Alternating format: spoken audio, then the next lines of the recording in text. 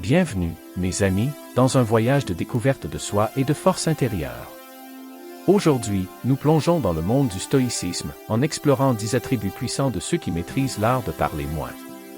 Dans un monde qui ne semble jamais se calmer, ces personnes se démarquent, non pas par leur bruit, mais par leur impact profond. Êtes-vous prêt à percer les secrets de ceux qui ont maîtrisé le pouvoir du silence? Commençons. Imaginez-vous debout dans l'œil d'une tempête, calme et recueilli, tandis que le chaos tourbillonne autour de vous. C'est l'essence de notre premier attribut, le silence stratégique. Il ne s'agit pas de se taire pour le plaisir, mais de comprendre le pouvoir d'une pause bien placée. Pensez à un débat houleux ou à une négociation cruciale. Lorsque la voix de tout le monde s'élève, que se passe-t-il lorsque quelqu'un choisit de ne pas parler? Soudain, tous les regards se tournent vers eux. Leur silence devient magnétique, attirant l'attention et la curiosité.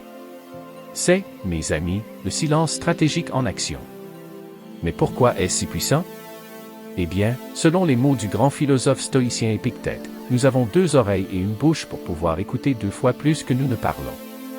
Lorsque nous choisissons le silence, nous n'évitons pas seulement les mots, mais nous créons de l'espace. Espace pour l'observation, la compréhension et la prise de décision non pas basées sur l'impulsion, mais sur la sagesse. Imaginez ceci. Vous êtes en réunion et quelqu'un vous pose une question difficile.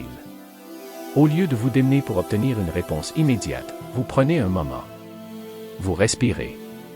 Pendant cette pause, vous ne vous contentez pas de gagner du temps, mais vous faites preuve de contrôle. Vous montrez que vous privilégiez les réponses réfléchies aux réactions rapides. Ce silence stratégique n'est pas une question de passivité. Loin de là. C'est un choix actif, un outil puissant dans votre arsenal stoïcien. Il s'agit de comprendre que chaque mot a un poids. Et parfois, la chose la plus percutante que vous puissiez dire est de ne rien dire du tout. Mais comment cultiver cet attribut? Commencez petit. La prochaine fois que vous participez à une conversation, mettez-vous au défi d'attendre 5 secondes avant de répondre. Ressentez l'envie de remplir le silence, puis laissez-le être. Observez comment ce petit changement modifie la dynamique et comment il vous donne le temps de formuler des réponses plus réfléchies. N'oubliez pas que dans un monde en constante effervescence, votre silence stratégique peut être un super pouvoir. Il impose le respect, invite à la curiosité et, surtout, vous donne l'espace nécessaire pour aborder la vie avec la sagesse calme et réfléchie d'un vrai stoïcien. Comme l'a sagement dit Marc Aurèle, vous avez le pouvoir sur votre esprit, pas sur les événements extérieurs. Réalisez cela, et vous trouverez la force. Votre silence stratégique est un témoignage de cette force intérieure, un signe que vous avez le contrôle, non pas des autres, mais de vous-même. Alors, êtes-vous prêt à exploiter le pouvoir du silence stratégique? De rester fort et calme face aux tempêtes de la vie? Ce n'est que le début de notre voyage vers les attributs de ceux qui parlent moins. Restez avec nous alors que nous explorons plus de sagesse stoïcienne qui peut transformer votre vie, un moment de pleine conscience à la fois. Maintenant que nous sommes passés maîtres dans l'art du silence stratégique, plongeons dans notre deuxième attribut, l'écoute active. Il ne s'agit pas seulement d'entendre des mots, il s'agit de vraiment comprendre le message qui se cache derrière. Dans un monde où tout le monde se bat pour être entendu, où ceux qui parlent moins ont découvert une vérité profonde, le vrai pouvoir réside dans l'écoute. Pensez à quand remonte la dernière fois où vous vous êtes senti honnêtement entendu, pas seulement hoché la tête, mais profondément compris? C'est le cadeau que les auditeurs actifs apportent à chaque conversation. Et laissez-moi vous dire que c'est une compétence rare et précieuse. Le grand philosophe stoïcien Hénon a dit un jour, « Nous avons 2 oreilles et une bouche, donc nous devrions écouter plus que nous ne disons. » Mais pourquoi est-ce si important?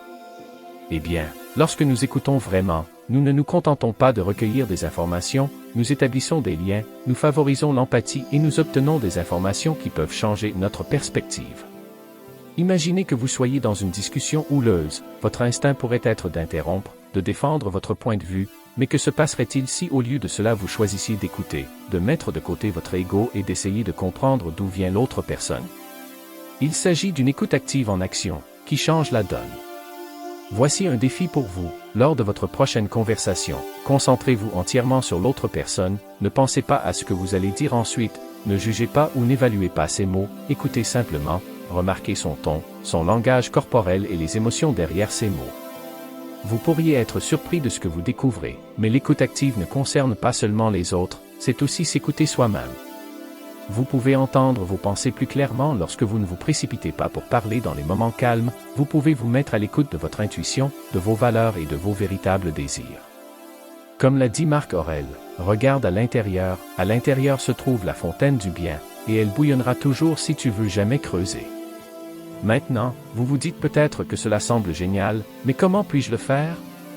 Voici quelques conseils pratiques. Premièrement, établissez un contact visuel, cela montre que vous êtes engagé et présent. Deuxièmement, posez des questions, non pas pour défier, mais pour comprendre plus profondément. Troisièmement, paraphrasez ce que vous avez entendu, cela garantit que vous avez bien compris et montre que vous êtes attentif. Quatrièmement, faites preuve de patience, ne vous précipitez pas pour combler les silences ou sauter aux conclusions. N'oubliez pas que l'écoute active ne consiste pas à être passif, c'est un choix délibéré, un moyen puissant de s'engager avec le monde qui vous entoure. Il s'agit de la qualité plutôt que de la quantité, de la profondeur plutôt que de la superficialité. En cultivant cet attribut, vous serez témoin de quelque chose de remarquable, les gens seront attirés par vous, ils vous feront davantage confiance, s'ouvriront à vous et apprécieront votre présence. Pourquoi? Parce que dans un monde où tout le monde réclame d'être entendu, vous offrez quelque chose de rare et de précieux, le cadeau d'une véritable attention. Quand on regarde les gens qui parlent moins, on retrouve une qualité importante, être calme à l'intérieur. Dans un monde plein de bruit et de confusion, ceux qui ont cette qualité sont comme des phares, stables, forts et guidant les autres vers la sécurité. Mais qu'est-ce que le calme intérieur exactement? Il ne s'agit pas d'être sans émotion ou détaché, mais plutôt de trouver un centre de paix en vous-même, une force tranquille qui reste stable peu importe ce que la vie vous réserve. Il s'agit de répondre aux défis de la vie avec sang-froid plutôt que de réagir avec impulsivité. Le grand philosophe stoïcien Épictète a dit un jour que ce n'est pas ce qui vous arrive, mais comment vous y réagissez qui compte. Voilà, mes amis, l'essence du calme intérieur. Il s'agit de comprendre que même si nous ne pouvons pas contrôler les événements extérieurs, nous avons un pouvoir absolu sur nos réponses à ceux-ci. Imaginez ceci, vous êtes coincé dans un trafic dense, en retard pour une réunion importante, le vieux vous avez peut-être klaxonné, juré dans votre barbe et laissé le stress et la colère prendre le dessus. Mais avec le calme intérieur, vous prenez une profonde respiration, vous vous rappelez que s'énerver ne fera pas avancer la circulation plus vite. Au lieu de cela, vous utilisez ce temps pour vous préparer à votre réunion ou pratiquer la pleine conscience mentale. Ce calme intérieur ne consiste pas seulement à gérer les petits désagréments, c'est un super pouvoir qui peut vous aider à naviguer avec grâce et dignité dans les plus grands défis de la vie. Lorsque vous parlez moins et que vous cultivez cette paix intérieure, vous devenez comme un rocher dans une rivière impétueuse. L'eau, les ennuis de la vie, peuvent couler autour de vous, mais vous restez inébranlable et impassible. Alors, comment développer cet attribut? Voici quelques pratiques d'inspiration stoïcienne. 1. Pratiquez la visualisation négative. Imaginez régulièrement perdre les choses que vous appréciez. Cela vous aide à apprécier ce que vous avez et vous prépare à d'éventuels revers. 2. Concentrez-vous sur ce que vous pouvez contrôler. Divisez les situations en choses que vous pouvez influencer et en choses que vous ne pouvez pas. Diriger votre énergie uniquement vers ce que vous pouvez changer. 3. Acceptez l'inconfort. Mettez-vous volontairement dans des situations difficiles. Cela renforce la résilience et vous aide à garder votre calme lorsque de réelles difficultés surviennent. 4. Réfléchissez quotidiennement. Prenez le temps chaque jour de faire le point sur vos actions. Y a-t-il eu des moments où vous avez perdu votre calme? Comment pourriez-vous réagir différemment la prochaine fois? Cultiver le calme intérieur ne signifie pas que vous ne ressentirez jamais d'émotions négatives. Cela signifie que vous serez en mesure de reconnaître ces sentiments sans être contrôlé. Comme l'a sagement dit Marc Aurèle, vous avez le pouvoir sur votre esprit, pas sur les événements extérieurs. Réalisez-le et vous trouverez de la force. Le développement de cet attribut entraînera un changement remarquable. Non seulement vous vous sentirez plus en paix, mais vous influencerez également ceux qui vous entourent. Votre présence calme aura une influence apaisante dans les situations tendues et une forme de leadership silencieux vers laquelle les autres gravitent naturellement. En explorant notre 4e attribut, nous révélerons une qualité qui distingue véritablement ceux qui parlent moins, la capacité d'agir de manière réfléchie. Dans un monde qui récompense souvent les réactions rapides et la gratification instantanée, ces personnes se démarquent par leur pose, leurs pensées et leurs actions de manière ciblée. Pensée Y. Combien de fois avez-vous dit quelque chose dans le feu de l'action, pour le regretter plus tard, ou pris une décision hâtive que vous auriez aimé pouvoir reprendre?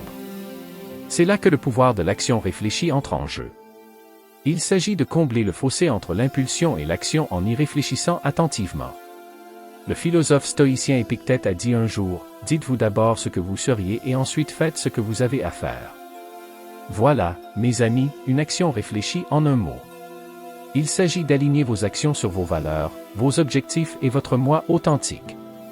Imaginez faire face à une décision de vie importante, à un changement de carrière ou à un choix relationnel important. Au lieu de se précipiter ou de réfléchir sans cesse, ceux qui parlent moins adoptent une approche différente. Ils créent un espace de réflexion. Ils tiennent compte non seulement des conséquences immédiates, mais aussi de l'impact à long terme. Ils alignent leurs choix sur leurs valeurs fondamentales et leurs objectifs de vie. Mais l'action réfléchie n'est pas seulement pour les grandes décisions. C'est un mode de vie, une habitude qui peut transformer même les interactions les plus mineures. Lorsque vous parlez moins et que vous agissez de manière réfléchie, vos paroles et vos actions ont plus de poids. Les gens apprennent que c'est significatif et qu'il vaut la peine d'y prêter attention lorsque vous dites ou agissez. Alors, comment pouvons-nous cultiver ce trait dans nos propres vies? Voici quelques stratégies d'inspiration stoïcienne. 1. Pratiquez la pause. Avant de réagir à une situation, respirez profondément. Créez un moment d'espace entre le stimulus et la réponse. 2. Demandez-vous pourquoi. Avant de passer à l'action, questionnez-vous sur vos motivations. Agissez-vous par habitude, par émotion ou par intention véritable? 3. Considérez les conséquences. Pensez aux résultats potentiels de vos actions, à court et à long terme. 4. Alignez-vous sur les valeurs. Réfléchissez régulièrement à vos valeurs fondamentales et assurez-vous que vos actions s'harmonisent. 5. Embrassez l'amour fati, aimez votre destin. Quel que soit le résultat de votre action réfléchie, acceptez-la et tirez-en des leçons. N'oubliez pas que bien réfléchir et agir ne signifie pas ne rien faire. Il ne s'agit pas de rester coincé en réfléchissant trop. Comme l'a dit Sénèque, la chance est ce qui se passe lorsque la préparation rencontre l'opportunité. Bien réfléchir vous aide à être prêt à profiter en toute confiance et avec détermination des bons moments. Au fur et à mesure que vous développez cet attribut, vous remarquerez probablement de profonds changements. Vos relations peuvent s'approfondir à mesure que les gens apprécient vos réponses réfléchies. Vos décisions peuvent conduire à de meilleurs résultats car elles s'alignent sur vos véritables intentions. Et surtout, vous ressentirez un plus grand sentiment de contrôle et de but dans votre vie. Une confiance en soi inébranlable maintenant, vous vous demandez peut-être comment parler moins peut conduire à plus de confiance? Eh bien, attachez votre ceinture car nous sommes sur le point d'explorer l'un des secrets les plus puissants de la sagesse stoïcienne. Tout d'abord, dissipons une idée fausse courante. La vraie confiance en soi ne consiste pas à être bruyant ou à dominer les conversations. Il ne s'agit pas de faire ses preuves aux autres. Au lieu de cela, il s'agit d'une confiance profonde et inébranlable en votre valeur et vos capacités, indépendamment de la validation externe. Le grand philosophe stoïcien Marc Aurèle a écrit un jour, « Vous avez le pouvoir sur votre esprit, pas sur les événements extérieurs. » Réalisez cela, et vous trouverez la force. C'est, mes amis, la pierre angulaire d'une confiance en soi inébranlable. Pensez Y. Lorsque vous parlez moins, vous ne recherchez plus l'approbation ou la validation constante des autres. Vous ne remplissez pas chaque silence avec des mots pour prouver votre valeur. Au lieu de cela, vous êtes bien dans votre peau et en sécurité dans vos propres pensées.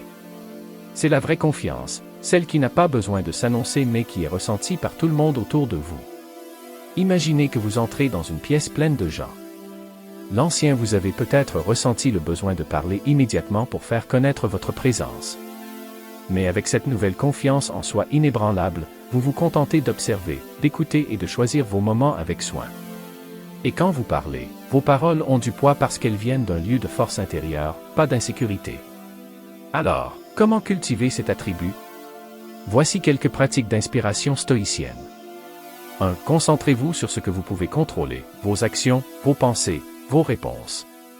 Arrêtez d'essayer de contrôler l'opinion des autres à votre sujet. 2. Pratiquez l'acceptation de soi. Reconnaissez vos forces et vos faiblesses sans jugement. N'oubliez pas que la confiance en soi ne consiste pas à être parfait. Il s'agit d'être à l'aise avec qui vous êtes. 3. Fixez-vous et atteignez de petits objectifs. Développez votre confiance en vous grâce à des actions et des réalisations cohérentes. 4. Acceptez l'échec en tant qu'enseignant. Ne laissez pas les revers ébranler votre confiance. Au lieu de cela, considérez-les comme des opportunités de croissance. 5. Cultivez le dialogue intérieur. Parlez-vous avec gentillesse et encouragement. Votre voix intérieure façonne votre confiance extérieure. N'oubliez pas que la construction d'une confiance en soi inébranlable est un voyage, pas une destination. Comme l'a dit Épictète, aucun homme n'est libre s'il n'est maître de lui-même. Vous faites les premiers pas vers la véritable maîtrise de soi en parlant moins et en vous concentrant sur l'intérieur. Au fur et à mesure que vous développez cet attribut, vous remarquerez peut-être des changements fascinants. Les gens peuvent commencer à graviter autour de vous, attirés par votre confiance tranquille. Vous pourriez vous trouver plus résilient face aux critiques ou aux revers. Et surtout, vous découvrirez un sentiment de paix intérieure qui vient du fait de savoir que votre valeur ne dépend pas de l'opinion des autres. Dans notre monde hyper connecté, nous confondons souvent quantité et qualité lorsqu'il s'agit de relations. Nous comptons nos amis en chiffres, nos connexions en réseau. Mais ceux qui parlent moins ont découvert une vérité profonde. Il ne s'agit pas du nombre de connexions que vous avez, mais de la profondeur et de l'importance de ces connexions. Le philosophe stoïcien Sénèque a dit un jour, « Partout ne signifie nulle part ». Dans le contexte des relations, cela nous rappelle que nous éparpiller peut nous empêcher de former des liens significatifs. Nous créons de l'espace pour des liens plus profonds et plus authentiques lorsque nous parlons moins. Imaginez que vous êtes à une réunion sociale. L'ancien, vous auriez pu passer d'une conversation à l'autre, bavarder et collectionner les cartes de visite. Mais avec cette nouvelle approche, vous risquez d'engager moins de conversations, mais chacune est plus significative.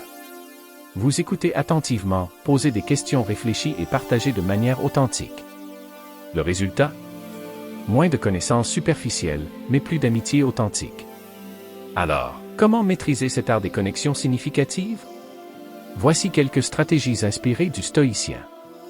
1. La qualité plutôt que la quantité. Concentrez-vous sur l'entretien de quelques relations profondes plutôt que sur le maintien de nombreuses relations superficielles. 2. Pratiquez l'écoute active. Lorsque quelqu'un parle, accordez-lui toute votre attention. Écoutez pour comprendre, pas seulement pour répondre. 3. Soyez authentique. Partagez vos pensées et vos sentiments sincères. La vulnérabilité engendre la connexion. 4. Privilégiez les actions aux paroles. Montrez votre attention par des actes, pas seulement par des expressions. 5. Embrassez la solitude. Passez du temps seul pour vous ressourcer et réfléchir. Cela rend vos interactions plus intentionnelles et plus significatives. N'oubliez pas que les connexions significatives concernent autre chose que d'être constamment disponible ou d'avoir toujours quelque chose à dire. Au fur et à mesure que vous acquérez cet attribut, vous remarquerez peut-être des changements significatifs. Vos relations pourraient devenir plus profondes et plus enrichissantes. Vous pourriez vous retrouver entouré de personnes qui vous comprennent vraiment et vous apprécient. Et surtout, vous aurez un sentiment d'appartenance, non pas parce que vous êtes partout, mais parce que vous êtes pleinement présent où que vous soyez. En examinant notre 7e attribut, nous sommes sur le point de découvrir une qualité qui distingue vraiment ceux qui parlent moins, un sens inébranlable du but. Dans un monde de distractions et de tendances éphémères, ces personnes se démarquent en restant fidèles à leurs valeurs fondamentales et à leur mission de vie. Vous vous demandez peut-être en quoi le fait de parler moins est lié au fait d'avoir un sens aigu du but. Eh bien, mes amis, tout est une question de clarté. Lorsque nous réduisons le bruit dans nos vies, à la fois externe et interne, nous créons un espace pour entendre notre voix intérieure et nous connecter à nos aspirations les plus profondes. Le philosophe stoïcien Marc Aurèle a écrit un jour, « Vous devez assembler votre vie vous-même, action par action ». Cette déclaration puissante nous rappelle que le sens du but n'est pas quelque chose sur lequel nous trébuchons, mais quelque chose que nous construisons consciemment, décision par décision, moment par instant. Imaginez que vous vous réveillez chaque jour avec une compréhension claire de ce qui compte vraiment pour vous, non pas de ce que la société dit devrait compter, non pas de ce que votre fil d'actualité sur les réseaux sociaux suggère d'important, mais de ce qui résonne profondément avec vos valeurs fondamentales. C'est le pouvoir d'un sens inébranlable de l'objectif. Lorsque vous parlez moins et écoutez davantage, à vous-même, à la sagesse des autres, au murmure de l'univers, vous commencez à aligner vos actions sur votre véritable objectif. Vous devenez moins influencé par les émotions fugaces ou les pressions extérieures. Au lieu de cela, vous avancez dans la vie avec une intention et une direction. Alors, comment pouvons-nous cultiver ce sens inébranlable de l'objectif? Voici quelques pratiques d'inspiration stoïcienne. 1. Définissez vos valeurs. Réfléchissez régulièrement à ce qui compte vraiment. Quels principes voulez-vous suivre? 2. Fixez-vous des objectifs significatifs. Assurez-vous que vos objectifs s'alignent sur vos valeurs et contribuent à votre objectif de vie plus large. 3. Pratiquez la réflexion quotidienne. Prenez le temps chaque jour de déterminer si vos actions sont alignées sur votre objectif. 4. Considérez les obstacles comme des opportunités. Considérez les défis non pas comme des revers, mais comme des occasions de renforcer votre objectif. 5. Cultivez l'indifférence à l'égard du non essentiel. Apprenez à dire non aux choses qui ne servent pas votre objectif. N'oubliez pas qu'avoir un but ne signifie pas avoir toute votre vie comprise. Comme l'a dit Sénèque, si l'on ne sait pas vers quel port on navigue, aucun vent n'est favorable. Votre but est votre étoile polaire, vous guidant même lorsque le chemin n'est pas clair. Apprendre à développer cette qualité peut apporter des changements significatifs à votre vie. Il vous sera peut-être plus facile de prendre des décisions qui correspondent à votre objectif principal. Lorsque vous faites face à des défis, vous pouvez vous sentir plus satisfait. Plus important encore, vous gagnerez en confiance en restant fidèle à vous-même. Lorsque nous discutons de notre 8e attribut, nous nous concentrons sur une caractéristique importante de notre monde incertain, la résilience. Les personnes qui parlent moins ont souvent appris à rebondir et à rester fortes lorsqu'elles font face à des moments difficiles. Développer cette capacité est incroyablement précieux dans un monde qui peut avoir l'impression de toujours nous lancer des défis. Maintenant, vous vous demandez peut-être quel est le rapport entre parler moins et être résilient? Eh bien, tout dépend de l'endroit où vous dirigez votre énergie. Lorsque vous n'êtes pas constamment en train de réagir, de vous plaindre ou de chercher la validation par les mots, vous conservez votre force pour ce qui compte vraiment, faire face aux défis de la vie. Le philosophe stoïcien Épictète a dit un jour que ce n'est pas ce qui vous arrive, mais comment vous y réagissez qui compte. C'est, mes amis, l'essence de la résilience.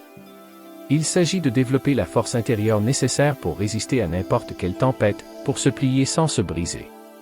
Imaginez faire face à un revers majeur. Peut-être avez-vous perdu un emploi, mis fin à une relation ou fait face à une crise de santé. L'ancien vous aurait peut-être été submergé, évacuant vos frustrations à tous ceux qui voulaient bien l'écouter. Mais avec cette résilience retrouvée, vous abordez la situation différemment. Vous prenez un moment pour faire une pause, pour réfléchir, pour rassembler vos ressources intérieures, puis, avec une détermination tranquille, vous commencez à reconstruire. Alors, comment développer cet attribut incroyable? Voici quelques stratégies d'inspiration stoïcienne pour renforcer votre résilience. 1. Pratiquez la visualisation négative. Imaginez régulièrement des scénarios difficiles. Cette préparation mentale peut rendre les obstacles naturels moins intimidants. 2. Concentrez-vous sur ce que vous pouvez contrôler. Dirigez votre énergie vers des choses que vous pouvez influencer, plutôt que de la gaspiller sur des facteurs hors de votre contrôle. 3. Acceptez l'inconfort. Mettez-vous volontairement dans des situations difficiles. Cela renforce vos muscles de résilience. 4. Développez un état d'esprit de croissance. Considérez les revers comme des opportunités d'apprentissage et de croissance, et non comme des échecs. 5. Cultivez l'intelligence émotionnelle. Apprenez à reconnaître et à gérer vos émotions, plutôt que d'être contrôlé par elles. N'oubliez pas que la résilience ne consiste à ne jamais tomber. Il s'agit de toujours se relever. Comme l'a dit Marc Aurèle, vous avez le pouvoir sur votre esprit, pas sur les événements extérieurs. Réalisez cela, et vous trouverez la force. Lorsque vous travaillez sur cet attribut, vous découvrirez que de beaux changements vous arrivent. Des choses qui semblaient hors de portée semblent relativement faciles à accomplir maintenant. Vous mettrez peut-être relativement moins de temps à rebondir après une phase de perte ou de noyade, mais par-dessus tout, vous trouverez cette assurance qui découle de la confiance que vous pouvez gérer tout ce que l'avenir vous réserve. Dans notre 9e attribut, nous explorons une qualité qui distingue ceux qui parlent moins, le développement d'une sagesse profonde. Alors que beaucoup apprécient les réponses rapides et les connaissances superficielles, ces personnes se démarquent par une compréhension profonde de la vie et de ses complexités. Vous vous demandez peut-être comment le fait de parler moins conduit à une plus grande sagesse? Eh bien, mes amis, il s'agit de créer un espace pour la réflexion et la réflexion profonde. Lorsque nous ne remplissons pas constamment l'air de mots, nous nous ouvrons à l'observation, à la méditation et à la compréhension sincère. Sénèque l'Ancien a dit, « C'est une grande chose de connaître la saison de la parole et la saison du silence. » Cette déclaration simple mais profonde nous rappelle que la sagesse vient souvent de l'écoute des autres, du monde qui nous entoure et de notre voix intérieure. Imaginez être dans un débat houleux. L'Ancien que vous auriez pu sauter avec des réfutations rapides, désireux de prouver votre point de vue.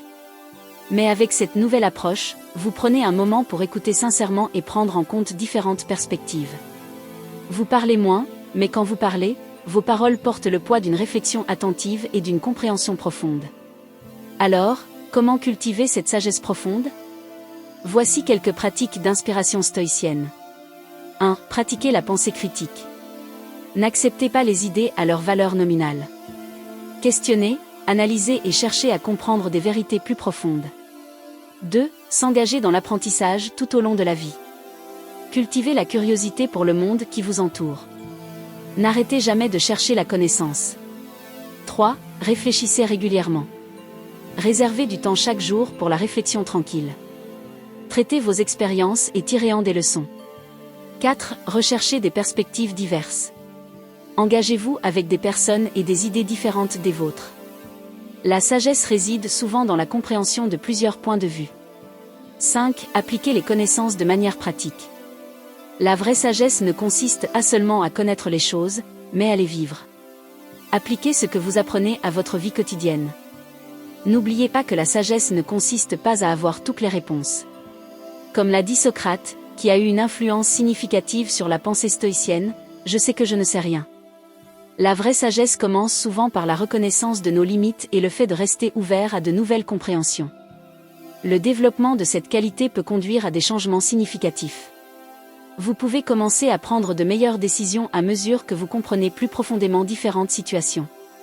Cela peut également vous amener à devenir un conseiller de confiance pour vos amis et collègues. Plus important encore, vous trouverez un sentiment de paix intérieure lorsque vous commencerez à voir le monde plus clairement et à le naviguer plus habilement. Chers amis, bienvenue dans notre dernier attribut. Aujourd'hui, nous parlons de l'importance d'une communication efficace. Parler moins souvent conduit à une meilleure communication. Explorons ce concept plus en détail. Dans notre monde de bavardage constant et de surcharge d'informations, communiquer avec impact est plus précieux que jamais. Mais voici le rebondissement. Une communication percutante ne consiste pas à en dire plus. Il s'agit de dire ce qui compte, quand c'est important, d'une manière qui résonne profondément. Le philosophe stoïcien Épictète a dit avec sagesse, « Si vous voulez vous améliorer, contentez-vous d'être considéré comme insensé et stupide. » Cela nous rappelle qu'une communication efficace signifie souvent prendre du recul, écouter davantage et ne parler que lorsque nous avons quelque chose de précieux à apporter. Imaginez que vous assistez à une réunion importante pendant que d'autres parlent les uns des autres, rivalisant pour être entendus. Vous observez, écoutez et traitez. Lorsque vous parlez, vos mots sont réfléchis, précis et percutants. Les gens écoutent parce qu'ils savent que vous ne gaspillez pas vos mots. Les gens écoutent parce qu'ils savent que vous utilisez les mots à bon escient. C'est le pouvoir de la maîtrise d'une communication impactante. Alors, comment cultiver ce trait puissant? Voici quelques stratégies d'inspiration stoïcienne. Premièrement, choisissez vos mots avec soin avant de parler. Demandez-vous si c'est vrai. Est-ce nécessaire? Est-ce gentil? Deuxièmement, pratiquez la concision. Apprenez à exprimer des idées complexes en termes simples et clairs. Troisièmement, développez votre présence. La communication n'est pas seulement une question de mots. Votre langage corporel, votre ton et votre énergie contribuent tous à votre message. Quatrièmement, connaissez votre public. Adaptez votre communication aux besoins et à la compréhension de ceux à qui vous vous adressez. Cinquièmement, c'est bien de faire une pause. N'ayez pas peur des pauses. Ils peuvent mettre l'accent et donner aux autres le temps d'absorber vos mots. N'oubliez pas qu'une communication percutante ne consiste pas à dominer les conversations ou à avoir le dernier mot. Comme l'a dit Marc Aurèle, vous avez toujours la possibilité de ne pas avoir d'opinion. Il n'est jamais nécessaire de s'énerver ou de troubler votre âme à propos de choses que vous ne pouvez pas contrôler. En développant cette qualité, vous pouvez voir des changements remarquables. Vos mots peuvent avoir plus d'influence dans les conversations. Les gens peuvent vous demander votre opinion plus souvent. Plus important encore, vous sentirez que vos pensées intérieures et votre expression extérieure sont plus alignées. N'oubliez pas que parler moins ne signifie pas être silencieux ou renfermé. Cela signifie être délibéré dans vos paroles et vos actions et développer une force intérieure et une sagesse qui brille vers l'extérieur. Il s'agit de privilégier la qualité à la quantité dans tous les domaines de la vie. Merci de vous joindre à moi dans ce voyage à travers la sagesse stoïcienne. Ces traits vous incitent à parler moins et à vivre de manière plus authentique, ciblée et percutante. Rappelez-vous, le chemin du stoïcien est un chemin de croissance continue et d'amélioration de soi. Alors, continuez à réfléchir, à apprendre et à incarner ces attributs puissants au quotidien. Jusqu'à la prochaine fois, restez curieux, restez résilient et, surtout, restez fidèle à votre stoïcien intérieur.